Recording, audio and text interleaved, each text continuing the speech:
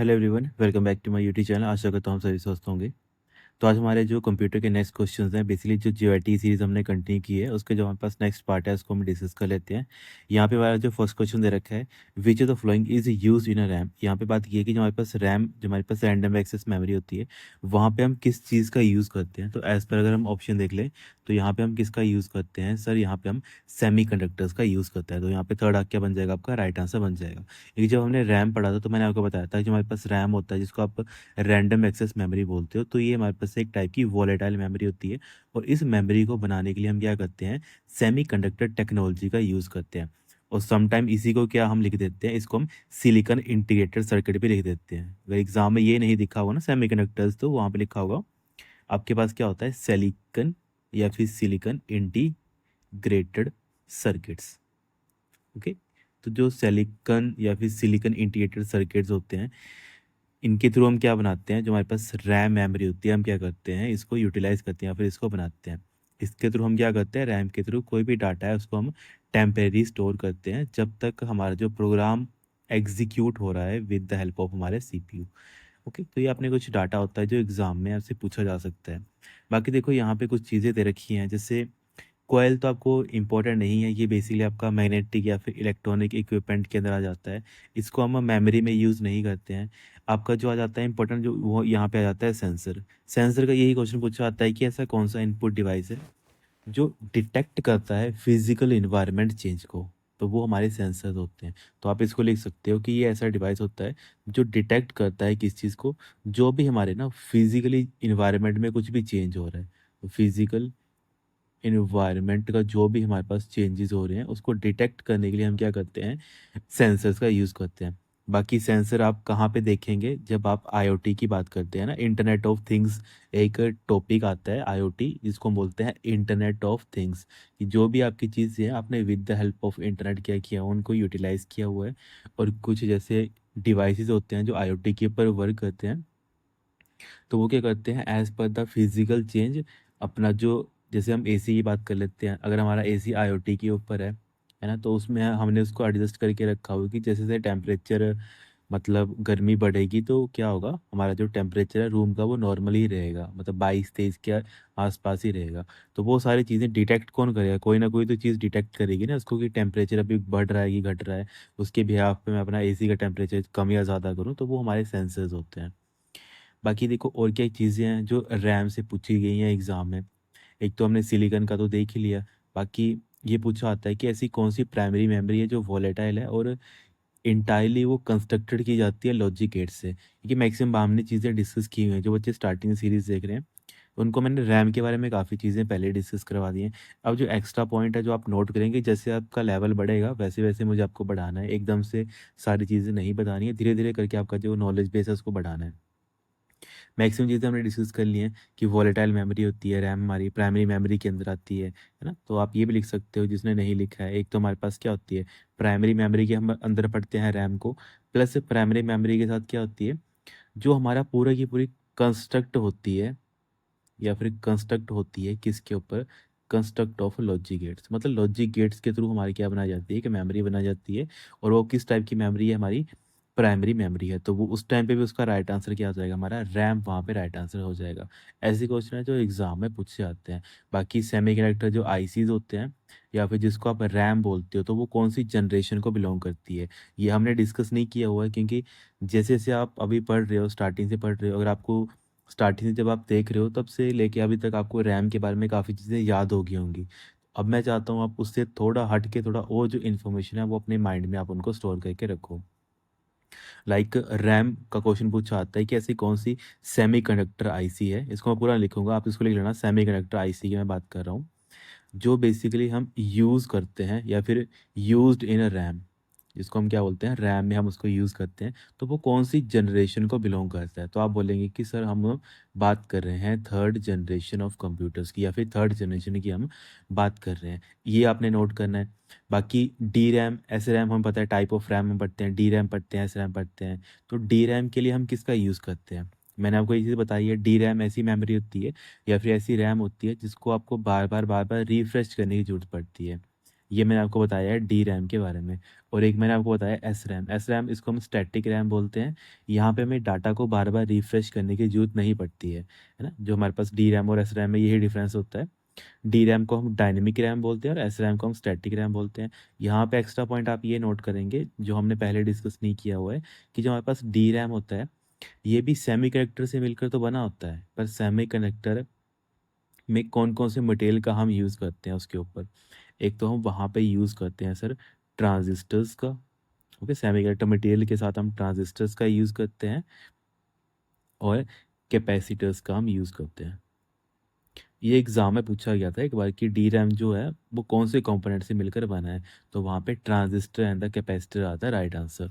बाकी अगर S RAM की हम बात कर लेते हैं, तो जो हमारे पास एस रैम है उसमें यही क्वेश्चन पूछा आता है कि एस रैम जो डाटा रिटेन करके रखता है, जो सेमीकंडक्टर लॉजिक होता है वो कौन से लॉजिक सर्किट के ऊपर काम करता है।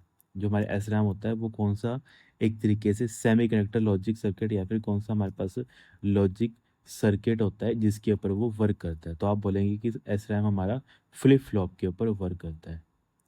फ्लिप फ्लॉप्स के ऊपर वो क्या करता है, वर्क करता है। तो ये क्वेश्चन है एग्जाम में पूछे गए थे, इसी के जो मिलते जुलते क्वेश्चन होते हैं।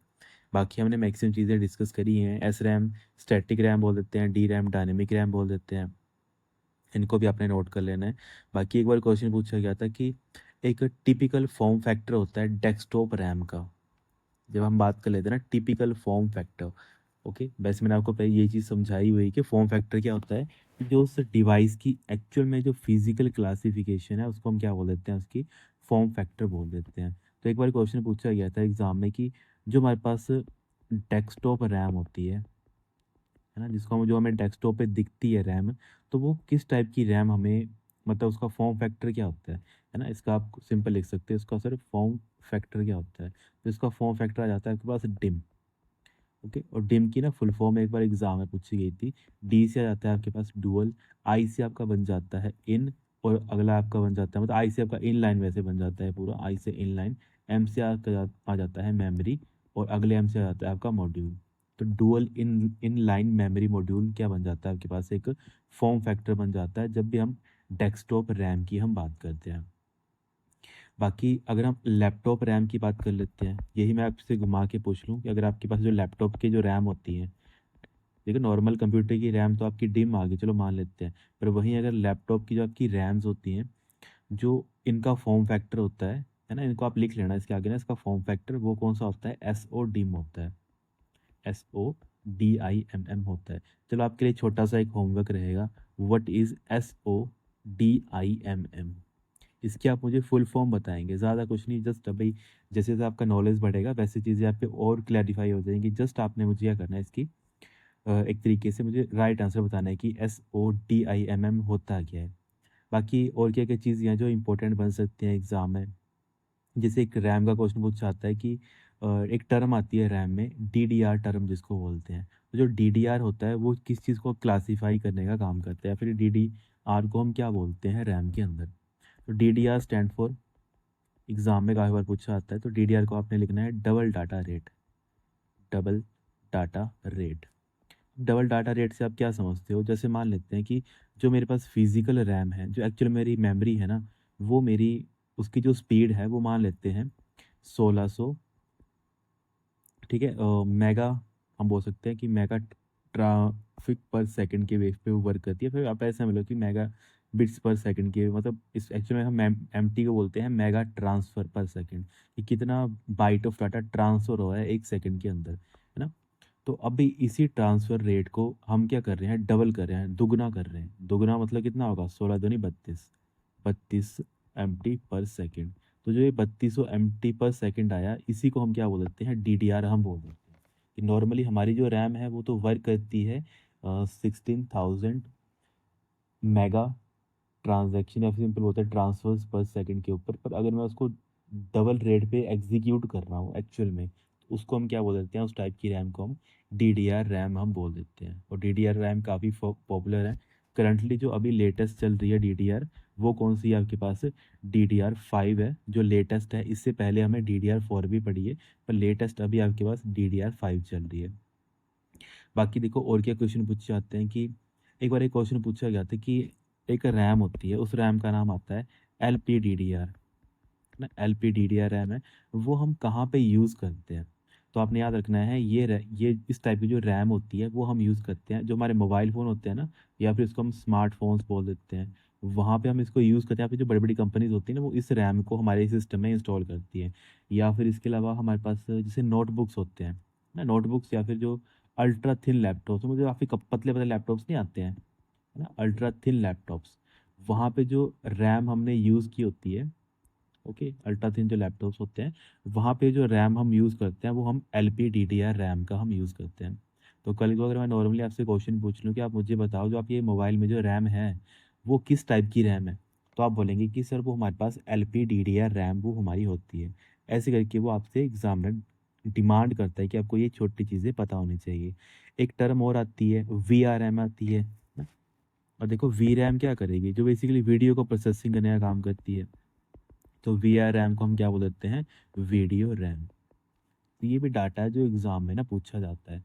बाकी देखो और क्या-क्या चीज़ें हैं जो इम्पोर्टेंट बन जाती हैं। अच्छा, मैं आपसे एक क्वेश्चन पूछूँ कि अगर हम हमारे सिस्टम को रीबूट करें, रीबूट करने का मतलब है कि मेरा सिस्टम पहले ऑन था, फिर मैंने उसको फिर से बंद करके फिर से दोबारा से मैंने उसको ऑन किया, तब क्या होगा? मेरा रैम का डाटा रहेगा कि नहीं रहेगा? ऑब्वियसली रैम हमारी वोलेटाइल मेमोरी है, तो उसका डाटा क्या हो जाएगा? क्लियर हो जाएगा। ये तो कॉमन सेंस वाली बात है। हाँ बेटा, ठीक बोल रहे हो आप। अच्छा, मैं आपसे एक क्वेश्चन पूछूँ कि हमारे पास जो एम रैम होता है वो किसके ऊपर रिलाई करता है? एक हमारे पास रैम आती है एम रैम। तो देखो एम स्टैंड फॉर, एम बोलते हैं हम मैग्नेटिक, मतलब ऐसी रैम जो हमारी मैग्नेटिक स्टेट्स के ऊपर काम करती है ना? मैग्नेटिक स्टेट क्या होंगी? या तो वो नॉर्थ बताएगी या तो साउथ बताएगी। जैसे हमारे मतलब मैग्नेटिक जो पोल्स होते हैं वो नॉर्थ या फिर साउथ होते हैं। तो जो ऐसी रैम है जो नॉर्थ और साउथ पोल के मैग्नेटाइज स्टेट के ऊपर वर्क करती है, मतलब ऐसे समझ सकते हैं, अगर हमने रैम में नॉर्थ पोल को अगर 0 सेट किया है और साउथ पोल को हमने क्या किया है 1 सेट किया है, इसके अकॉर्डिंग हमारी ये जो यहाँ पे है नंबर 1 वाली जो हमारे पास मैग्नेटिक स्टेट है, इसके अकॉर्डिंग हमारे पास बाइनरी वैल्यू कितनी होगी? 0 होगी। और नेक्स्ट के अकॉर्डिंग हमारी बाइनरी वैल्यू कितनी होगी? 1 होगी। कि तो जो इस टाइप की रैम्स होती हैं जो मैग्नेटिक स्टेट के ऊपर अपना डाटा स्टोर करती हैं, उनको हम एम रैम बोलते हैं। ये भी आपने नोट कर लेना है। ये सारी चीज़ें जस्ट हमने पहले नहीं की हैं ताकि आपको बेसिक आइडिया वो क्लियर हो जाए, उसके बाद ही आपको ये सारी चीज़ें बताने का फ़ायदा होता है। बाकी मैक्सिमम चीज़ें हमने डिस्कस करी हुई हैं, DDR क्या होता है, बाकी SD रैम पूछा जाता है ना? SD रैम को हम क्या बोलते हैं? सिंक्रोनस डायनेमिक रैम बोल देते हैं। तो ये सारी चीज़ें ना एग्ज़ाम में पूछी जाती हैं, इनको भी क्या करना है आपने नोट कर लेना है। बाकी और कुछ चीज़ें रहती हैं जो एग्ज़ाम में पूछी जाती हैं, जैसे कि NV, है ना? एक हम पूछते हैं NV रैम के बारे में। तो NV रैम का ये क्वेश्चन पूछा जाता है कि जो हमारे पास NV रैम होती है, इसमें जो अगर आपको पावर बार-बार देने की ज़रूरत पड़ती है, तो आप बोलेंगे कि सर नहीं, है ना? तो बेसिकली इसमें जो डाटा होता है वो रिटेन वैसा का वैसा ही रहता है। तो इसमें हमने एक बार डाटा स्टोर कर दिया ना, वो डाटा वैसे का वैसे स्टोर रहता है और इसमें हमें बार-बार पावर देने की ज़रूरत नहीं पड़ती। मतलब एज़ अ स्टैटिक रैम हम इसको बोल देते हैं। ठीक है? तो पावर क्या करनी थी, बार-बार देने की ज़रूरत नहीं पड़ती है इसमें। तो वो किस टाइप की रैम आती है हमारे पास? N V RAM. और हम इसको क्या बोल सकते हैं, ये हमारे पास क्या बन जाती है, एक टाइप की स्टैटिक रैम ही हमारी बन जाती है ना? NV stand for non volatile RAM. Then हमारे पास देखो और तो बाकी क्वेश्चंस इंपॉर्टेंट बन जाते हैं। नॉर्मल क्वेश्चन पूछे जाते हैं कि एस रैम और डी रैम में ज़्यादा महँगा कौन है?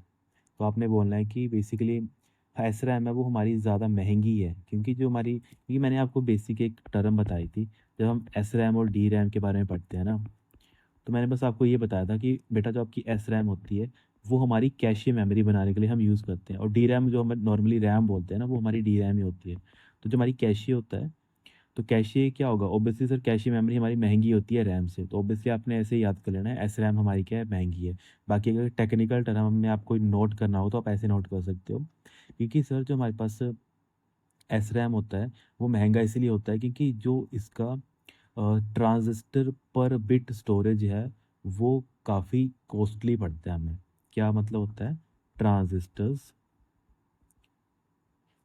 ठीक है, ट्रांजिस्टर्स पर कॉस्ट बिट, ठीक है, या फिर पर कोस्ट, आप ऐसे कर लो, इसको टेक्निकल टर्म में लिखना है तो आप इसको लिख लो ना, ट्रांजिस्टर्स पर बिट ऑफ स्टोरेज। ठीक है, मतलब एक बिट ऑफ स्टोरेज मुझे अगर मेमोरी में स्टोर करनी है वो मुझे काफ़ी महंगी पड़ती है एज़ कम्पेयर टू मेरी डी रैम। तभी इसी वजह से जो हमारी एस रैम होती है वो हमारी महंगी होती है। और ऑब्वियसली इसको हम कैशे बनाने के लिए यूज़ करते हैं, तो ऑब्वियसली ये क्या होगी सर, हमारी फास्ट होगी एज़ कम्पेयर टू हमारी रैम। तो ये सारी चीज़ें ना एग्ज़ाम में पूछी जाती हैं, तो काइंडली इनको भी आपने क्या कर लेना है, नोट कर लेना है। अब एक टर्म और आती है जो रैम की स्पेसिफिकेशन को बताने का काम करती है। जैसे मैंने अभी आपको बताया ना, डीडीआर रैम भी हमारी होती है डायनेमिक, ठीक है, जिसको डबल डाटा रेट हम बोल देते हैं। तो एक टर्म पूछी गई थी एग्ज़ाम में कि एक हमारे पास रैम है, रैम की स्पेसिफिकेशन को अगर आपको डिक्टेट करना होगा कि कितने क्लॉक साइकिल में वो आउटपुट डाटा आपको देती है ना? क्वेश्चन पूछा गया था, रैम स्पेसिफिकेशन जो क्या करती है, डिक्टेट्स करती है ना? बेसिकली आपको बताने का काम करती है। Dictates how many clock cycles it takes to output data, to output data. ठीक है, अगर मैं आपसे सिंपली एक क्वेश्चन पूछूं कि रैम की वो कौन सी स्पेसिफिकेशन है जो डिक्टेट करती है कि how many clock cycle it take to output data, कि एक डाटा को आउटपुट लेके जाने के लिए कितना समय लगता है। मतलब सिंपल बोलूं, सीपीयू ने क्या किया, सीपीयू ने डिमांड भेजी किसके ऊपर, हमारी रैम के ऊपर। उसने बोला कि मुझे ये डाटा चाहिए, मुझे डाटा मतलब ढूंढ के दो। तो रैम ने क्या किया, उस डाटा को अपनी मेमोरी के अंदर ढूंढा। जैसे उसको वो डाटा मिल गया तो उसने उसको डाटा को प्रिपेयर किया, प्रिपेयर करने के बाद उसने उसको सीपीयू के पास भेजा। तो जितना टाइम रैम ने उसको डाटा को ढूंढने के लिए, उसको प्रिपेयर करने के लिए लगा दिया ना, उस टर्म को बोला जाता है, उसको बोला जाता है CAS लेटेंसी। तो यहाँ पे रैम ने अपने ढूंढने को मतलब आउटपुट देने के लिए जिसने उतना टाइम लगाया, जितने उसने क्लॉक साइकिल कंज्यूम किए, उसको हम क्या बोल देते हैं, उसको बोल देते हैं टेक्निकल टर्म में, वैसे तो CL लिखा जाता है, पर आपने याद रखना है C स्टैंड फॉर CAS और L से क्या बन जाता है, latency. Okay, C stand for CAS और L से क्या बन जाता है आपके पास, लेटेंसी। ये आपने हमेशा याद रखना है, क्योंकि ये ना एग्ज़ाम में पूछा जाता है। तो ऐसे पॉइंट हैं जो एग्ज़ाम में पूछे जाते हैं और पूछे जा सकते हैं इन फ्यूचर भी, उनको तो काइंडली आपने अच्छे ढंग से नोट करके लिख ही लेना है। ओके, तो ये सारे इंपॉर्टेंट डाटा है और इनको भी क्या करना है, अपने कॉपी पे अच्छे ढंग से नोट करके लिख लेना है। बाकी देखो और कुछ पॉइंट रहते हैं तो उनको भी हम आगे डिस्कस कर लेंगे, पर ये इंपॉर्टेंट डाटा था तो शायद आपने पहले नहीं पढ़ा है, तो काइंडली इसको भी आपने नोट कर लेना है। बाकी तो और भी काफ़ी टर्म्स आ जाती हैं, जैसे EEC रैम भी आती है, शायद आपने नाम सुना भी नहीं होगा इनका। डबल ई मतलब ECC रैम भी आ जाती है हमारे पास। ये हम कहाँ पे यूज़ करते हैं या फिर इसकी फुल फॉर्म क्या होती है, जो EEC रैम होता है, रैम की तो आपको पता है, डबल मतलब ECC का क्या मतलब हुआ, इसको बोलते हैं हम एरर करेक्टिंग कोड। याद रखना है एरर, ठीक है। E से आपका क्या बन जाएगा, एरर बन जाएगा, C से आपका बन जाएगा करेक्टिंग कोड। ओके, शायद ये अपना डाटा नहीं सुना होगा कहीं, है ना, काफ़ी मतलब डीप नॉलेज का डाटा होता है ये, कि एरर करेक्टिंग कोड भी एक रैम का टाइप होता है हमारे पास। तो ये भी आपने क्या कर लेना है, नोट करके लिख लेना है। तो सारी चीज़ें जो कहीं ना एग्ज़ाम में पूछी जाती हैं, तो इनको भी आपने नोट कर लेना है। बाकी जो हमारे पास CMOS वगैरह होती है, तो CMOS जो हमारी रैम होती है उसका जो डाटा है, एक बार क्वेश्चन पूछा गया था कि आप मुझे बताओ, एक सिंपल मैं आपसे क्वेश्चन पूछूं कि which coin cell battery power the CMOS RAM. Okay, simple मैं बोलूँ कि एक CMOS जो हमारे पास होती है ना, ओके, CMOS रैम बोलो या फिर CMOS एक तरीके से मेमोरी है जो डाटा क्या करती है, जो कन्फिग्रेशन डाटा को स्टोर करने का काम करती है। उसको पावर देने के लिए हम किस बैटरी का यूज़ करते हैं, तो वो सर हम यूज़ करते हैं, ये मैंने आपको पहले बताया था, CR2032 का हम क्या करते हैं, यूज़ करते हैं। तो CR2032 क्या है, ये हमारे पास सर एक बैटरी है। जो बैटरी क्या होती है, एक सेल की तरह होती है, एक सिंगल सेल की तरह होती है। इस सेल की जो बैटरी होती है, इसको समटाइम हम CMOS बैटरी भी हम बोल देते हैं, क्योंकि ये CMOS रैम जो मतलब एक तरीके से हमारे पास कॉन्फ़िगरेशन की जो सेटिंग्स होती हैं उनको स्टोर करने का काम करती है, उसको पावर देने का ये काम करती है।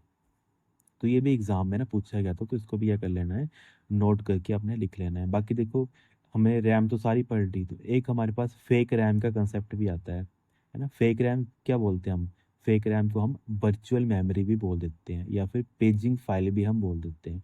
एक्चुअल में हमारी रैम नहीं होती है, पर हम हार्ड डिस्क का कुछ हिस्सा यूज़ कर लेते हैं एज ए रैम, तो उसको हम फेक रैम भी बोलते हैं। ऐसी ऐसी टर्म्स आती हैं जो एग्ज़ाम में आपको कन्फ्यूज़ करने के लिए ज़रूर एग्ज़ाम में पूछता है। तो ये सारी चीज़ें आपने नोट कर लेनी है। देन हम आगे प्रोसीड करते हैं नेक्स्ट क्वेश्चन पे।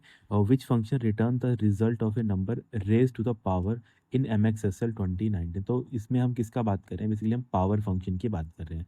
तो यहाँ पे क्या बन जाएगा आपका, फोर्थ यहाँ पे राइट आंसर बन जाएगा, है ना, क्योंकि हम बात किसकी कर रहे हैं, पावर फंक्शन की हम बात कर रहे हैं। तो यहाँ पे क्या बन जाएगा, पावर फंक्शन आपका राइट आंसर बन जाएगा, है ना। तो यहाँ पे डी क्या बन जाएगा, आपका राइट आंसर बन जाएगा। अब देखो पावर फंक्शन है, तो पावर फंक्शन को हम लिखते कैसे हैं या फिर एक्सेल में हम कैसे यूज़ करते हैं। एक्सेल में हम चिंता करते हैं पावर, पावर के अंदर डाल देते हैं नंबर, और उसके बाद डाल देते हैं कि कितने पावर में आपको वो चीज़ इवेल्युएट करनी है। जैसे अगर एग्जाम्पल ले लेता हूँ, मैं एग्जाम्पल ले लिया, मैंने कर दिया पावर, ओके, पावर मैंने कर दिया 3,2।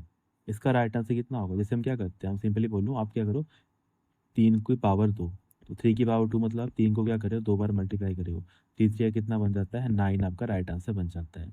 तो ऐसे करके जो आपका पावर फंक्शन होता है वो वर्क करता है।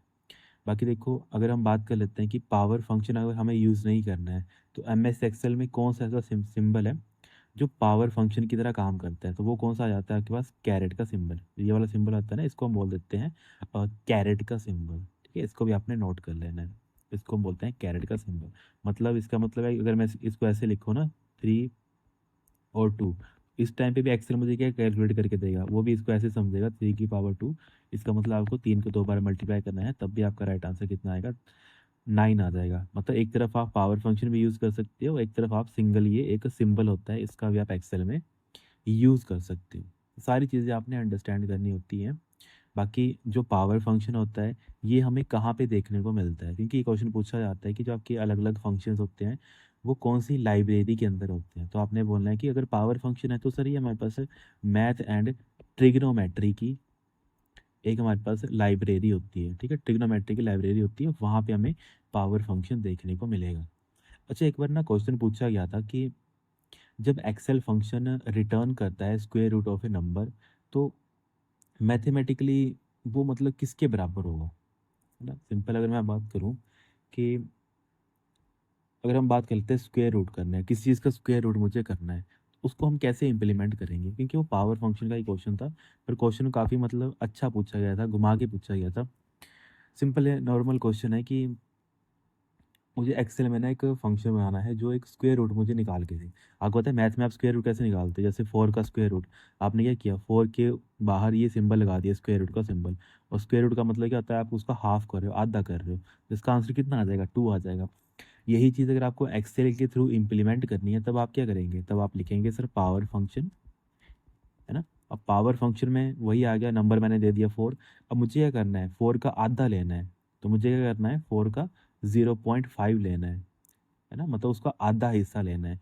इसका मतलब है कि अब ये जो फंक्शन है ये क्या करेगा मुझे, ये मुझे सर किसी भी नंबर का, क्योंकि यहाँ पे नंबर तो कुछ भी आ सकता है, यहाँ पे मैंने 4 लिया है ना, तो 4 की जगह पे एनी नंबर आप लिख सकते हो, एनी नंबर आप लिख सकते हो। आप उसका एग्जैक्टली हाफ निकाल सकते हो अगर आप उसकी पावर 1.5 कर देते हो, क्योंकि आपको पता है जो आपका अंडर रूट होता है, ये भी कितना होता है, ये भी आपका 1/2 ही होता है, 1/2 मतलब आधा होता है। किसी भी नंबर का आप क्या कर रहे हो, आधा कर रहे हो। जैसे आप मैथ में लिखते हो ना, तो आप इसको मैथ में ऐसे भी लिख सकते हो, 4 की पावर 1/2, जो है स्क्वायर रूट का सिंबल है, इसको आप ऐसे भी लिखते हो, है ना। तो वो वही है, यहाँ पे कुछ नहीं किया, जस्ट उसकी पावर को हमने आधा कर दिया है। तो पावर हमने आधा कर दी, इसका मतलब हम यहाँ पे क्या निकाल सकते हैं, हम यहाँ पे स्क्वायर रूट निकाल सकते हैं, ठीक है। तो ये फॉर्मूला है, ये किसके बराबर बन गया, हमारे स्क्वायर रूट के फॉर्मूला के बराबर ये हमारे पास बन गया। तो देखो ऐसे क्वेश्चन भी एग्जाम में पूछे जाते हैं, तो शायद जो इन्होंने नहीं पढ़ा होगा, जिनको आइडिया नहीं होगा, अब उनको भी आइडिया लग जाएगा कि सर ऐसे ऐसे क्वेश्चन भी हैं जो एग्जामिनर आपसे पूछ सकता है। देखो कुछ नहीं है, नॉर्मल क्वेश्चन है, बस आपको पता होना चाहिए कि पावर फंक्शन वर्क कैसे करता है और स्क्वायर रूट का मतलब क्या होता है। अगर आपको इन दोनों का मतलब पता है, तभी आप इस क्वेश्चन को समझ सकते हो और अंडरस्टैंड कर सकते हो।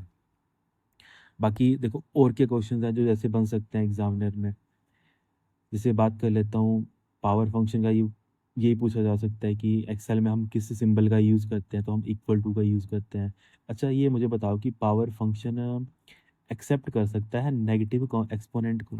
जैसे मैं एग्जांपल बात करूँ, इज इक्वल टू, क्योंकि सारे हम एग्जांपल के थ्रू ही देखेंगे, कि एक्सेल में जितना आप एग्जांपल देखेंगे उतना आपको आइडिया रहेगा। तो 4 की पावर में अगर -1 कर दूँ, तो ये क्या होगा, ये आंसर देगा मुझे, हाँ जी सर बेटा ये आंसर आपको देगा। क्या आंसर देगा आपको, ये आपको देगा 0.25, है ना। 0.25 क्यों देगा, क्योंकि बेसिकली जो आपका नेगेटिव नंबर होता है वो क्या काम करता है, एक तरीके से नेगेटिव इम्पैक्ट डाल देता है उस नंबर के ऊपर, है ना। पावर का आप नेगेटिव करो तो आप सिंपल ऐसे बोलने का मतलब है ना, जैसे 4 की पावर -1, तो 4 की पावर -1 कितना होता है, आप उसको कैसे लिखते हो, 1/4। ठीक है, मतलब आप क्या करते हो, उस नंबर को, जो 4 नंबर होता है, उसको आप कहाँ, उसको पॉजिटिव करने के लिए उसको आप कहाँ ले जाते हो, नीचे ले जाते हो। तो 1/4 ऐसे बन जाता है। और 1/4 मतलब 1 का चौथा हिस्सा। जैसे आप इसको डिवाइड करते हो, आप कैसे डिवाइड करते हो, यहाँ पे आप पॉइंट लगा देते हो, फिर यहाँ पे ये 0 बन जाता है, 1 का 10 बन जाता है, फिर आप क्या करते हो, 4 2 का 8, रिमाइंडर कितना बच गया, 2 बच गया, फिर आप ऑटोमेटिकली 0 यहाँ पे ले लेते हो, तो 4 5 का 20 ना, तो यह कितना बन जाता है, 0.25 बन जाता है। तो ऐसा नहीं बोलना है कि सर पावर फंक्शन में नेगेटिव वैल्यू नहीं हम दे सकते हैं, वहाँ पे हम नेगेटिव वैल्यू भी दे सकते हैं। और नेगेटिव वैल्यू के बिहाफ पे जो आंसर आएगा वो आपका पॉइंट्स में आएगा। वो डिपेंड करता है कि एग्जामिनर ने कैसा आपको नंबर दिया हो, तो जैसा नंबर दिया होगा वैसे उसकी क्या आएगी, आउटपुट आएगी। तो ये सारी चीज़ें ना एग्जाम में पूछी जाती हैं, तो इनको भी आपने नोट करना है। बाकी ऐसा कौन सा फंक्शन है जो एब्सोल्यूट वैल्यू देने का काम करता है एक्सेल के अंदर, है ना, एब्सोल्यूट जिसको हम वैल्यू बोल देते हैं। अब एब्सोल्यूट मतलब क्या होता है कि हमेशा वो पॉजिटिव वैल्यू ही देगा। तो पॉजिटिव वैल्यू कौन देता है, हमेशा हमेशा हमारा एबीएस फंक्शन होता है, एब्सोल्यूट फंक्शन होता है। बाकी रिमाइंडर का हमने पढ़ा हुआ है मॉड फंक्शन, और राउंड फंक्शन में हमें पढ़ा है जो नियरेस्ट हमें इंटीजर वैल्यू प्रोवाइड करने का काम करता है। ये सारी चीज़ें आपने क्या करनी है, नोट करके लिख लेनी है। बाकी इसके अलावा और कोई फैक्ट अगर हमारे पास रहता है, जैसे फैक्टोरियल निकालना होता है किसी नंबर का, तो उसके लिए हम फैक्ट फंक्शन का यूज़ करते हैं। ये भी हमने डिस्कस किया हुआ। और देखो फैक्ट फंक्शन का क्या क्वेश्चन पूछा जा सकता है कि अगर आपको फैक्टोरियल निकालना है, ठीक है, फैक्ट फंक्शन क्या करता है, फैक्टोरियल निकालने का काम करता है। अब फैक्टोरियल इन द सेंस, जैसे आप क्या करते हो, जैसे मैं आपको बोलूँ कि 5 का फैक्टोरियल निकालो, जिन्होंने मैथ पढ़ा होगा उनको पता है 5 का फैक्टोरियल हम कैसे निकालते हैं। हम क्या करते हैं, 5 × 4, मतलब एक एक नंबर हम कम करते हैं और उनको आपस में मल्टीप्लाई कर देते हैं। ठीक है, तो 5 × 4, फिर ×3, फिर 2, फिर हमारे पास 1। ठीक है, ऐसे करके हम यहाँ तक लिखते हैं 1 तक, और इन सभी को हम क्या करते हैं, आपस में मल्टीप्लाई कर देते हैं। ठीक है, तो यहाँ पे मल्टीप्लाई करके कितना आ जाएगा आपके, ये 120 राइट आंसर आ जाएगा।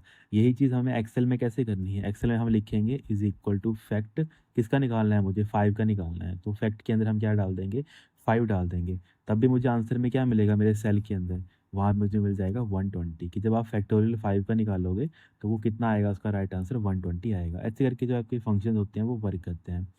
बाकी देखो एक बार क्वेश्चन पूछा गया था कि अगर आप, जैसे यहाँ पे फैक्ट के अंदर मैंने 5 ही लिखा है, क्योंकि यहाँ पे फैक्टोरियल के अंदर मुझे कोई भी न्यूमेरिक वैल्यू ही देनी पड़ेगी, पर मैंने क्या किया, यहाँ पे स्ट्रिंग वैल्यू दे दी। ये सारी चीज़ें वही है जो आप रियल लाइफ में देखोगे। यहाँ पे फैक्ट आ गया और इसके अंदर मैंने डाल दिया ABC। ठीक है, ABCZ मैंने करके डाल दिया।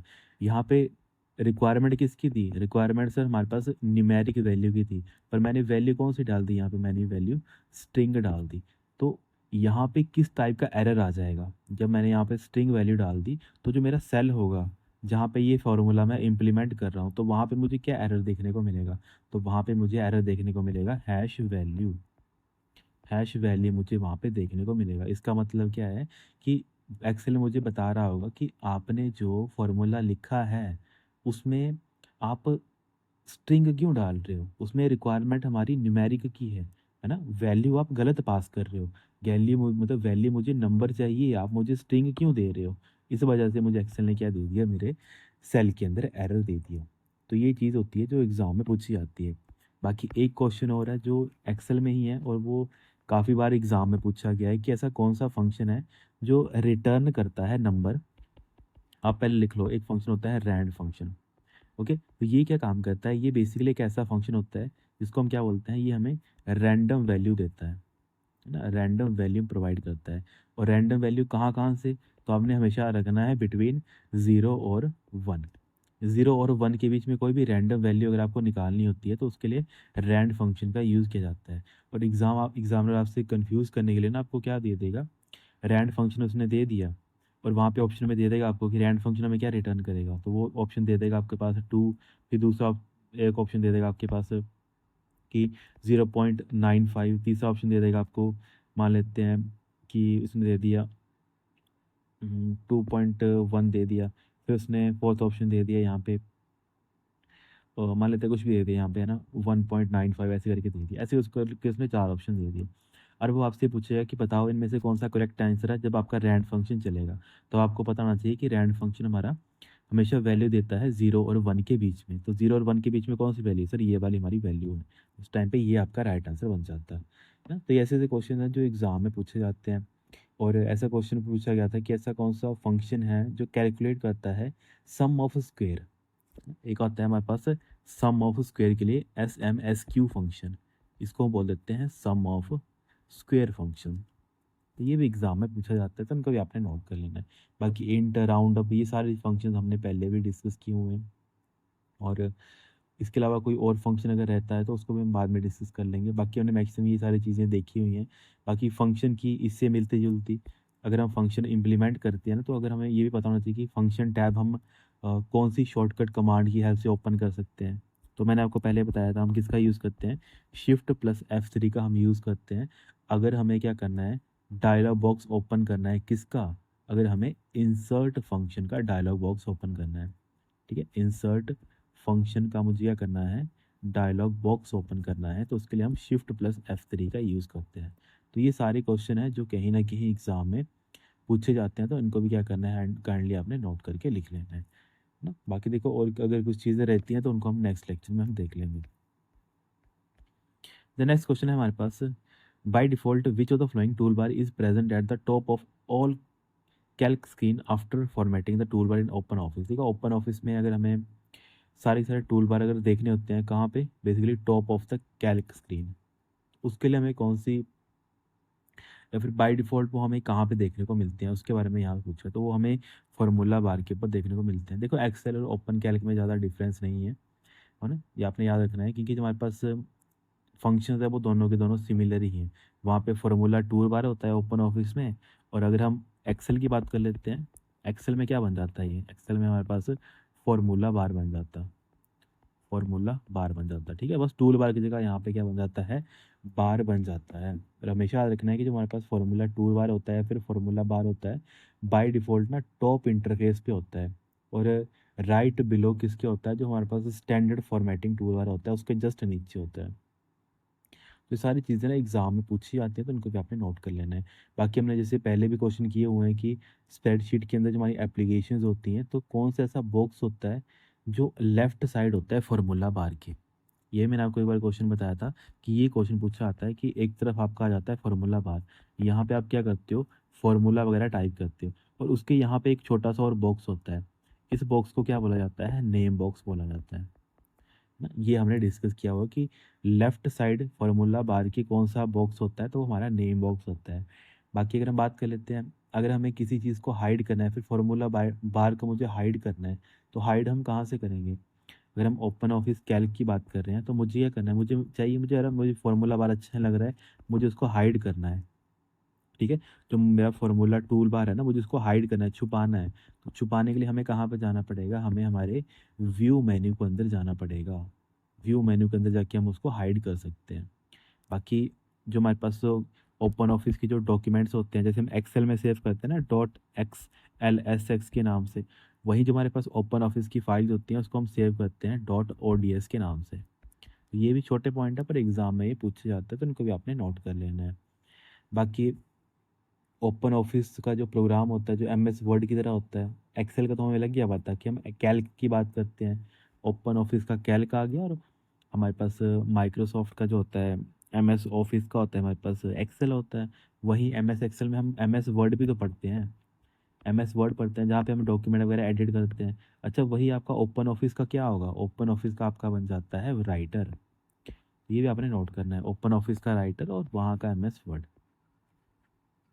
ठीक है, तो कुछ पॉइंट है जो एग्जाम में पूछे जाते हैं, तो इनको मैं ऐसे ही लिखवा देता हूँ आपको। आपको नोट करना हो तो आप ऐसे नोट कर सकते हो। एक तरफ आपका आ जाता है ओपन ऑफिस, एक तरफ आ जाता है आपके पास माइक, ठीक है, MS ऑफिस, ठीक है, माइक्रोसॉफ्ट ऑफिस। अब यहाँ पे प्रोग्राम कौन से बन जाते हैं, नंबर 1 पे मैं कर देता हूँ।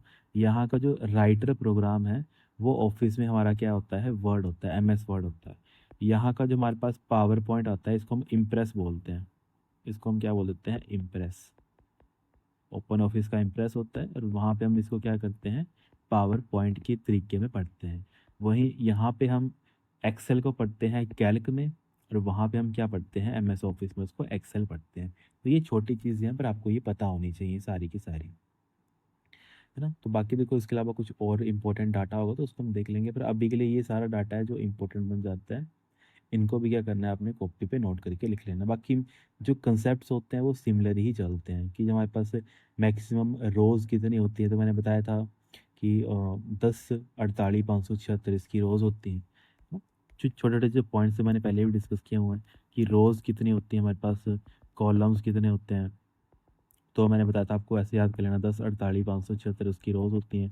कॉलम कितनी होती है हमारे पास, ओपन ऑफिस कैल्क की अगर मैं बात करूँ तो वहाँ पे मैक्सिमम जो कॉलम्स होते हैं वो कितने होते हैं, 1024। ये आपने स्पेशल नोट करना है कि ओपन ऑफिस कैल्क में ना जो कॉलम्स होते हैं, ये मैं बात कर रहा हूँ किसकी, ओपन ऑफिस की। ओपन ऑफिस कैल्क की मैं बात कर रहा हूँ, मतलब ओपन ऑफिस का जो एक्सेल है उसकी बात कर रहा हूँ। इसमें रोज इतनी होंगी ना, कॉलम कितने होंगे, इतने होंगे। और इसका जो लास्ट कॉलम होता है ना 1024, ये कौन सा होता है हमारे पास, AMJ होता है। ओके, जैसे हम उसमें पढ़ते हैं एक्सेल में। एक्सेल में कितने होते हैं, चलो आपके लिए एक होमवर्क रहेगा, आपने पहले डिस्कस किया है हमने और आपने बताया भी है पहले, जस्ट आपके लिए सिंपल सा एक होमवर्क रहेगा। आप मुझे बताएंगे एक्सेल के अंदर आपकी रोज़ कितनी होती हैं, उसमें कॉलम्स कितने होते हैं, है ना। और जो कॉलम होता है उसका लास्ट नेम क्या होता है, ठीक है, XF, चलो मैं नहीं बताऊंगा, आप मुझे उसका लास्ट नेम बताएंगे। और कितने कॉलम्स होती हैं, ये आपका होमवर्क रहेगा किसके रिगार्डिंग, आपके एक्सेल के रिगार्डिंग। ये हमने डिस्कस किया हुआ है जस्ट आपकी रिवीजन के लिए कि आपको कितनी चीज़ें याद हैं। उसके लिए आपने ये सारे क्या करने हैं, नीचे कमेंट करके मुझे बताने हैं। बाकी देखो बाय डिफ़ॉल्ट कितनी शीट्स होती हैं ओपन ऑफिस में भी, वो ओपन ऑफिस में बाय डिफ़ॉल्ट 3 शीट्स होती हैं, sheet number 1, sheet number 2 and sheet number 3। अगर आपको कोई नई स्प्रेडशीट क्रिएट करनी है, शॉर्टकट कमांड आप कंट्रोल एन का यूज़ करते हो। बाकी फॉर्मेट सेल डायलॉग बॉक्स का मैंने आपको शॉर्टकट कमांड बताई हुई है। जब भी हमें किसी सेल को फॉर्मेट करना है ना, फॉर्मेट मतलब उसको मोटा करना है, पतला करना है, तो फॉर्मेट सेल डायलॉग बॉक्स, इसकी शॉर्टकट कमांड क्या होती है हमारे पास, कंट्रोल+1। ये काफ़ी बार एग्जाम में पूछी गई है। बाकी ऐसा कौन सा फीचर होता है जो मल्टीपल लाइंस को एक ही सेल के अंदर इकट्ठा कर देता है, उसको हम बोल देते हैं रैप टेक्स्ट, है ना। ये सारे फीचर हमने डिस्कस किए हुए हैं, इनको भी क्या करना है, अपने कॉपी पे नोट करके लिख लेना है। बाकी इसके अलावा कोई और चीज़ रहती होगी जो हमने नहीं डिस्कस की हुई तो हम उसको काइंडली नेक्स्ट क्वेश्चन में या फिर नेक्स्ट पार्ट में हम डिस्कस कर लेंगे। यहाँ पे नेक्स्ट क्वेश्चन है हमारे पास, which of the following storage devices is use to store the operating system install software and user personal file. तो ये कौन सा होता है हमारे पास, ये हमारे पास हार्ड डिस्क होता है। क्योंकि देखो स्टोरेज डिवाइस क्या होती है, हमने वैसे पे कल भी डिस्कस किया हुआ था, जब जिन्होंने पटवारी की क्लास देखी होगी तो वहाँ पे मैंने बताया था कि हमारे पास मेमोरी और स्टोरेज डिवाइस में यही फ़र्क होता है। स्टोरेज डिवाइस होते हैं जहाँ पे हम डाटा परमानेंट स्टोर करते हैं, तो परमानेंटली डाटा हम ऑपरेटिंग सिस्टम भी वहाँ पे स्टोर कर रहे हैं। कोई भी हमारे सॉफ्टवेयर होते हैं उसका फाइलें भी हम वहाँ पे रखते हैं। बाकी हमारी जो फाइल्स होती है वहाँ पे भी परमानेंटली स्टोर करके रखते हैं। तो कहाँ रखते हैं सर, हार्ड डिस्क के अंदर रखते हैं, और बाकी सभी की सभी उनके अंदर नहीं रखते हैं, है ना। तो ये सारी चीज़ें आपने अंडरस्टैंड करनी होती हैं। बाकी देखो और क्या क्या चीज़ें बन जाती है, अगर हम इंपॉर्टेंट वन कर लेते हैं कि पूछा जाता है कि रिवीजन करवा देता हूँ आपको थोड़े बहुत क्वेश्चन। जैसे बात कर लेते हैं कि ऐसा कौन सी टर्म होती है जो बताने का काम करती है कि अगर आपका सिस्टम ऑफ भी हो जाता है तब भी आपका डाटा वैसे का वैसे रहेगा, तो वो हमारे पास नॉन वॉलेटाइल स्टोरेज आ जाती हैं। अच्छा SSD जो होती हैं, जिन्होंने हमारे हार्ड डिस्क को रिप्लेस कर दिया है ना, तो वो किस टाइप की टेक्नोलॉजी का यूज़ करती हैं, तो हमारे पास फ्लैश मेमोरी उनको हम बोल देते हैं, है ना, नैंड फ्लैश भी हम समटाइम बोल देते हैं। अच्छा ये क्वेश्चन पूछा आता है कि जो हमारे पास सर कंप्यूटर जो हमारा बूट होता है, तो बूट होने के लिए ऑपरेटिंग सिस्टम कहाँ पे होता है, या फिर ऑपरेटिंग सिस्टम रैम के अंदर तो हम डालते हैं, पर वो रैम के अंदर कहाँ से आता है, तो वो हमारी हार्ड डिस्क से आता है या फिर सेकेंडरी मेमोरी से आता है। अच्छा ये चीज़ मैं आपसे पूछ लूँ, मुझे बताओ कि ऐसी कौन सी टर्म है जो बताने का काम करती है कि first sector of the hard disc, जिसकी वजह से हमें लगता है पता है कि हमारा ऑपरेटिंग सिस्टम यहाँ पे है, उसको क्या बोलते हैं, उसको हम MBR बोलते हैं। शायद आपने नहीं किया होगा, तो जिनको नहीं आइडिया तो उसको नोट कर सकते हो कि एक टर्म है जो काफ़ी बार एग्जाम पूछी जाती है, MBR। ठीक है, MBR को हम क्या बोल देते हैं, master boot record. Master boot record हम किसको बोल देते हैं, MBR को बोल देते हैं। और MBR के बारे में यही पूछा जाता है कि ये क्या होता है, बेसिकली एक हमारे पास देखो मास्टर बूट रिकॉर्ड की, ये एक ऐसी फाइल होती है जो बताती है कि जो आपकी ऑपरेटिंग सिस्टम है आपके हार्ड डिस्क के अंदर, मान लेते हैं मेरे हार्ड डिस्क के अंदर ऑपरेटिंग सिस्टम है, तो ये स्टार्ट कहाँ से है, इसके स्टार्टिंग पॉइंट कहाँ से है, तो वो बताने का काम कौन करता है, हमें MBR वो काम करता है कि स्टार्टिंग पॉइंट कहाँ पे है जहाँ से मुझे ऑपरेटिंग सिस्टम रैम के अंदर लेकर आना है। है ना, मुझे काम तो रैम के ऊपर ही करवाना है, तो ऑपरेटिंग सिस्टम तो लेकर आना पड़ेगा ना रैम के ऊपर। तो वो स्टार्टिंग इंस्ट्रक्शन कहाँ पे है, क्योंकि विदाउट स्टार्टिंग इंस्ट्रक्शन मैं मेरे ऑपरेटिंग सिस्टम को रैम के ऊपर लेकर नहीं आ सकता हूँ। तो वो स्टोर कौन करता है, स्टार्टिंग इंस्ट्रक्शन आपका MBR स्टोर करता है। तो आप इसको ऐसे नोट कर सकते हो कि बेसिकली MBR क्या करता है, ये क्या करता है, स्टोर करता है किस चीज़ को, या फिर आइडेंटिफाई करता है, सर्च कर लिखना इसको, स्टोर या फिर आइडेंटिफाई किस चीज़ को, द फर्स्ट सेक्टर, ठीक है, the first sector of the hard disc, ठीक है, ऑफ द हार्ड डिस्क, जहाँ से आप क्या लेकर आओगे कि आपका store identify the first sector of the hard disk where the operating system is actually present, है ना, ऐसे लिख लेना, where the operating system is actually present, ठीक है, कि एक्चुअल में जो हमारा ऑपरेटिंग सिस्टम है वो कहाँ पे प्रेजेंट है, उसका जो फर्स्ट सेक्टर है कि मुझे कहाँ पे उसका पहला हिस्सा मिलेगा, वो कौन बताता है, हमें MBR बताने का काम करता है। तो सारे पॉइंट है जो एग्ज़ाम में पूछे जाते हैं, तो इनको भी आपने नोट करके लिख लेना है। बाकी जो हमारे पास हार्ड डिस्क होती हैं, इनके लिए हम किसका यूज़ करते हैं ना, इनके लिए हम SATA का यूज़ करते हैं। ओके, जैसे और पूछा आता है कि कौन सा ऐसा इंटरफेस होता है जिसके तो हम इंटरनल डेस्कटॉप हार्ड ड्राइव को क्या करते हैं, जोड़ते हैं, है ना। आप क्या करते हो, मदरबोर्ड के साथ अपनी हार्ड ड्राइव को जब जोड़ते हो ना, हार्ड ड्राइव और जो आपकी मदरबोर्ड होता है जिसके ऊपर सारी चीज़ें लगी होती हैं, इनको आपस में जोड़ने के लिए आप एक इंटरफेस का यूज़ करते हो, एक इंटरफेस का यूज़ करते हो, और इस इंटरफेस को बोला जाता है SATA, है ना। थोड़ा यहाँ पे वो हो जाता है ना, काफ़ी रिकॉर्ड हो जाता है क्लियर, तो इसको थोड़ा इरेज करके मैं बता देता हूँ। एक आपका क्या बन जाता है, SATA का बन जाता है, क्योंकि इन्फॉर्मेशन बहुत ज़्यादा होती है, बस आपको लिखने में दिक्कत ना हो, जो मैं बोलता हूँ काइंडली उस पर आप फोकस रखा करो। तो हम क्या करते हैं, SATA का यूज़ करते हैं। SATA की फुल फॉर्म पूछी जाती है, इसको हम बोल देते हैं serial advanced technology attachment, technology attachment हम इसको बोल देते हैं। तो ये भी एक पॉइंट है जो एग्ज़ाम में पूछे जाते हैं। बाकी जैसे हम बात कर लेते हैं, एक हमारे पास नई टाइप की SSD आती है जो हम रैम उसमें यूज़ करते हैं, लैपटॉप्स में यूज़ करते हैं, तो वो हमारे पास क्या बन जाती है, M2 NVMe SSD हमारे पास बन जाती है। इसको हम मेनली कहाँ पे यूज़ करते हैं, जब हमें लैपटॉप्स वगैरह में अपनी रैम, मतलब जो हमारे पास SSD डालनी होती है, क्या डालनी होती है, SSD डालनी होती है, तो SSD का टाइप आता है हमारे पास। ये सारा डाटा ना एग्ज़ाम में पूछा जाता है, तो इसको भी क्या करना है, अपने कॉपी पे नोट करके लिख लेना है। बाकी इसके अलावा भी जैसे हम बात कर लेते हैं, नॉर्मली एक क्वेश्चन पूछा गया था कि जो आपकी हार्ड डिस्क होती है उसकी जनरल RPM कितनी होती है, जो आपकी नॉर्मली हार्ड डिस्क होती है। सिंपल सिंपल क्वेश्चन है, बस आपने याद रखना है। जो आपकी नॉर्मली हार्ड डिस्क या फिर इसको आप हार्ड ड्राइव बोलते हो, इसकी आपके पास स्टैंडर्ड RPM कितना होता है, स्टैंडर्ड RPM। ओके, RPM को हम बोलते हैं बेसिकली मतलब क्या बोलते हैं उसको, रोटेशन पर मिनट, ठीक है, कि वरना माइंड से स्किप हो जाती है टर्म्स कुछ। इसको बोलते हैं रोटेशंस पर सेकंड, कि एक सेकंड के अंदर हम कितनी रोटेशंस ले रहे हैं, या फिर जो हार्ड डिस्क है वो कितनी बार घूम रहा है।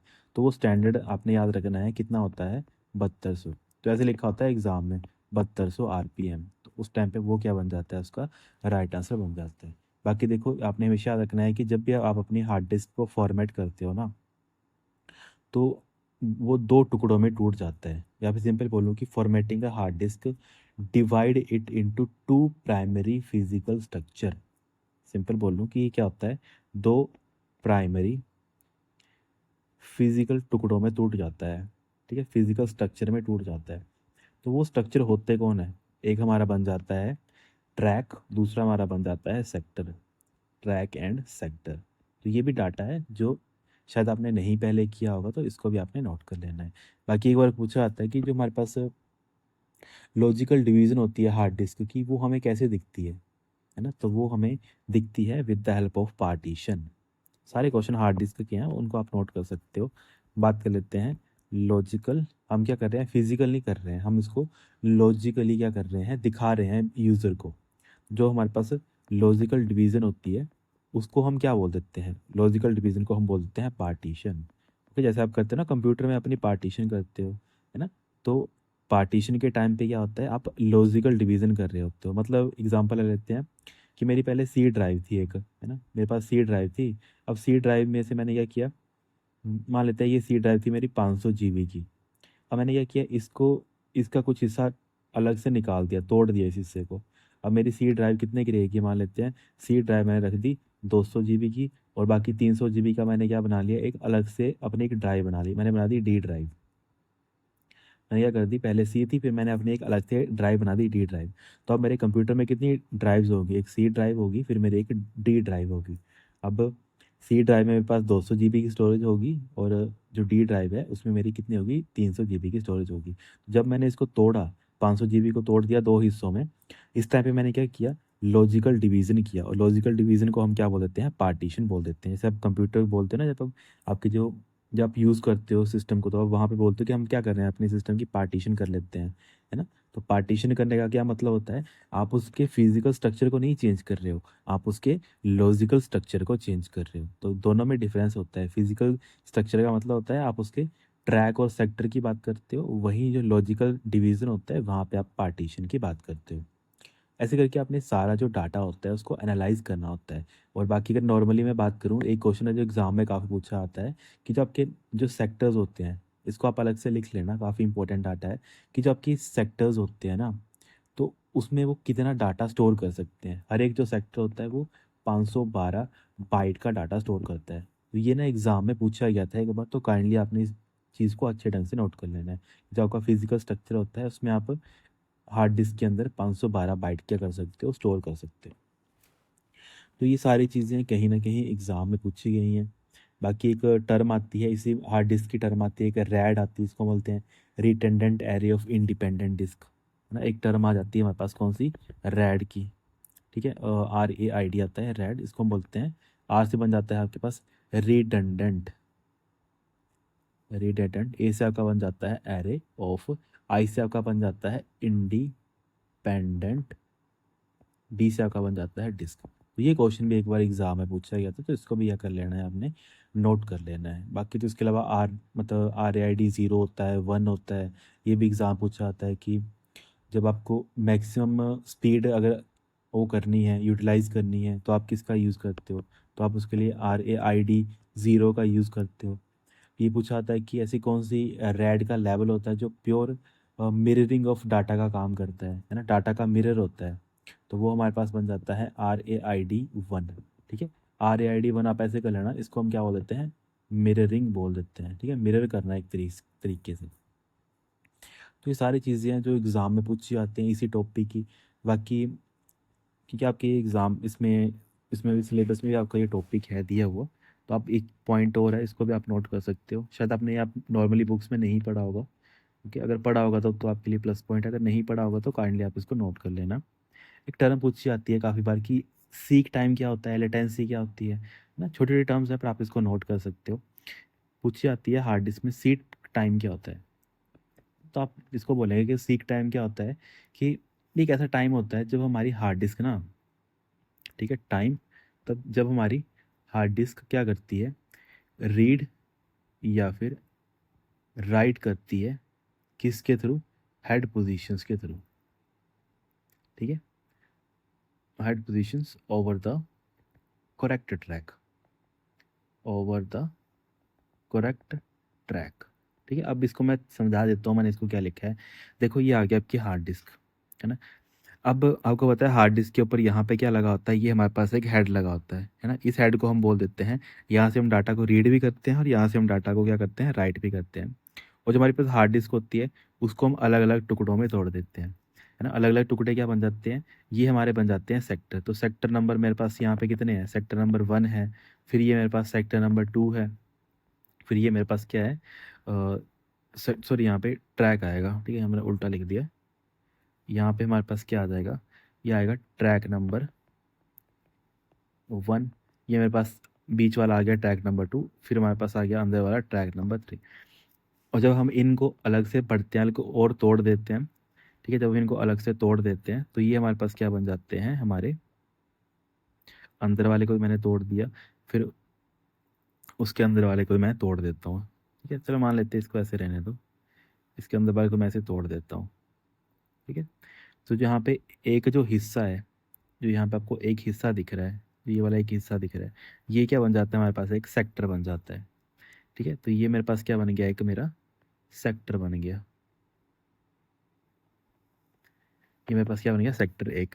फिर वैसे ही ये हमारे पास जो दूसरा हिस्सा है वो मेरा सेक्टर टू बन जाएगा, ये मेरा सेक्टर मेरा थ्री बन जाएगा।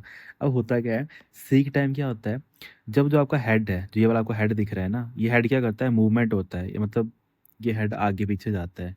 तो आप इसको ऐसे समझो कि मान लेते हैं कि जो मेरा डाटा था वो मेरा यहाँ पे है। ठीक है, मेरे ट्रैक नंबर 3 के अंदर यहाँ पे मेरा डाटा है। अब आप मुझे खुद बताओ, जो मेरा हेड है वो तो अभी यहाँ पे है, तो हेड जब यहाँ से लेके यहाँ तक जाएगा, मूवमेंट मेरी यहाँ तक करेगा। ठीक है, तो जो ये टाइम लगता है बीच में, ये जो बीच का जो टाइम लगा इसको पहुँचने में, है ना, जो आप यहाँ पे टाइम देख रहे हो ना बीच में, कि सर इसको यहाँ से लेके जाने तक, यहाँ तक जाने के लिए ना इतना टाइम लगा, जिसको मैं थोड़ा इसमें कन्वर्ट कर देता हूँ, थोड़ा ऐसे करके कलरिंग कर देता हूँ ताकि आपको दिख जाए कि आपका जो हेड था वो यहाँ पे था, इसको यहाँ तक पहुँचने के लिए, क्योंकि डाटा यहाँ पे है, यहाँ तक पहुँचने के लिए जो टाइम लगता है, इस टाइम को बोला जाता है सीक टाइम। वही लिखा है मैंने कि टाइम जो हार्ड डिस्क को रीड या राइट हेड को, रीड राइट हेड कौन सा है, ये वाला, इस हेड को पोजीशन करने के लिए, कहाँ पे पोजीशन करने के लिए, ओवर द करेक्ट ट्रैक, कि कौन सा करेक्ट ट्रैक है जहाँ पे जिस सेक्टर के अंदर जो मेरा डाटा है वो मुझे मिलेगा। तो ये मेरा ट्रैक नंबर कौन सा है, ट्रैक नंबर 3। तो ट्रैक नंबर 1 से 3 पे जाने के लिए जितना उसको टाइम लगा, मतलब जितना उसको मूवमेंट करनी पड़ी, उस टाइम को बोला जाता है सीक टाइम। तो ये एग्ज़ाम में पूछा जाता है। बाकी देखो और क्या टर्म आती है, एक आती है कि रोटेशनल लेटेंसी।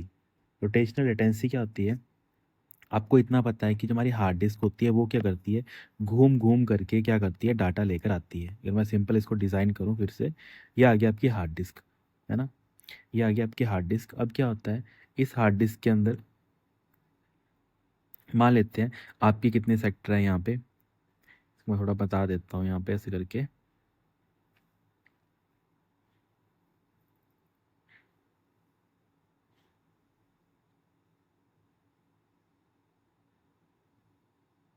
ठीक है, तो यहाँ पे मान लेते हैं कि सेक्टर नंबर 1 आ गया, 2 आ गया, 3 आ गया, 4 आ गया, 5 आ गया, 6 आ गया, 7 आ गया, 8 आ गया, ऐसे करके आपका सेक्टर आ गया।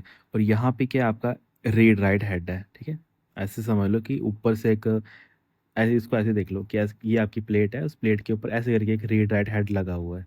ठीक है, और ये प्लेट क्या कर रही है, ये प्लेट घूमेगी, क्योंकि हार्ड डिस्क क्या करती है, हार्ड डिस्क रोटेट होती है। और मैंने पहले बता दिया था, हार्ड डिस्क इन स्टैंडर्ड जो हार्ड डिस्क होती है, नॉर्मल जो हमारे पास हार्ड डिस्क होती है, उसकी आरपीएम कितनी होती है, 7200 होती है हमारे पास, है ना, 7200, एक मतलब 1 मिनट में 7200 बार वो क्या करती है, घूमती है, इतनी इतनी फास्टली वो घूमती है। अब एक क्वेश्चन पूछा आता है कि रोटेशनल लेटेंसी क्या होती है, रोटेशनल लेटेंसी, तो वो क्या होती है। अब ये टर्म डिफाइन की जाती है, जैसे मान लेते हैं आपका जो डाटा है वो यहाँ पे है, 2 नंबर ट्रैक पे है। तो जब ये डिस्क घूमेगी, आप खुद सोचो, जब ये डिस्क घूमेगी तो एक समय आएगा जब वो इस हेड के पास पहुंच जाएगी। तो जैसे इस हेड के पास पहुंचेगी वो कुछ डाटा लेकर चली जाएगी। ओके, फिर से मान लेते हैं डाटा थोड़ा सा उसने ले लिया, पर कुछ डाटा उसको नहीं मिला, फिर से वो घूम के इसके पास आएगी, फिर से वो अगला डाटा लेगी, फिर वो आगे इसको सीपीयू के पास भेज देगी। तो मतलब जितनी बार वो घूम रही है उतनी बार नया नया डाटा सीपीयू के पास जाता रह रहा है। तो देखो, अब आप इसको ऐसे समझो, एक बार उसने उसको ट्रैक कर लिया, उसका डाटा को यहाँ से उठा लिया, यहाँ से लेके फिर अगली बार फिर से यहाँ तक पहुँचने के लिए इतना लंबा उसको फिर से सफ़र तय करना पड़ा डाटा लेने के लिए, मतलब उसके रुकना पड़ा, इतनी देर के लिए उसको क्या करना पड़ा, रुकना पड़ा। ठीक है, यहाँ से इसने एक बार डाटा तो कैप्चर कर लिया, फिर नेक्स्ट टाइम उसको जो डाटा लेने के लिए उसको क्या करना पड़ा, इसके घूमने का इंतजार करना पड़ा, ये पूरा घूमा फिर इसके पास आया, फिर उसने जो जो डाटा था वो उसको सीपीयू के पास भेजा। तो जो इस टाइप की लेटेंसी होती है, फिर इस टाइप का जो डिले होता है ना, इसको बोला जाता है रोटेशनल लेटेंसी।